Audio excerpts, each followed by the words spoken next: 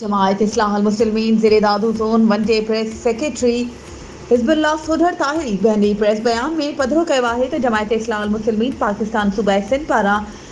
सूबाई general secretary Makhdoom Mohammad आज़म ताहिरी, नायब सदर अवल ख़लीफ़ा अब्दुल्ला खोखर ऐं नायब सदर दोम ख़लीफ़ा सिकी लधो कुंभार ताहिरी ते बदल वफ़द ब्रांच मदरसा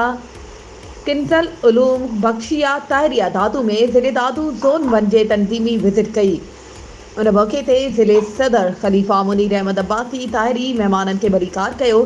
जॾहिं त finance secretary Abdul Ghaffar Malha Tahiri, press secretary Hizbullah Sodhar ताहिरी,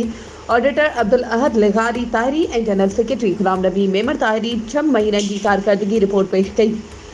सूबाई उहिदेदारनि रिकॉर्ड चेक कयो। प्रोग्राम खां बाद जमायत इस्लाहुल मुस्लिमीन पाकिस्तान जे मरकज़ी सदर हुज़ूर क़िबला आलम महबूब सॼण साईं जिन जे प्यारे फर्ज़ंद साहिबज़ादा मीर मोहम्मद जाफ़र सादिक ताहिर ताहिरी जिन जी सालगिरह जो केक कटियो वियो।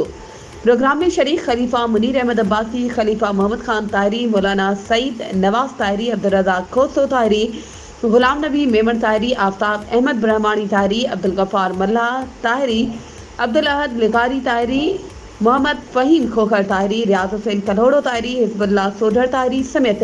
ॿियनि ताहिरी जमायत सां वाबस्ता दोस्तनि शिरकत कई। वधीक ख़बरुनि ऐं अपडेट्स जे लाइ असांजे चैनल खे सब्सक्राइब कयो ऐं हा, बेल आइकन खे प्रेस करणु न विसारिजो त जीअं असांजी हर नई अचण वारी वीडियो तव्हां ताईं पहुची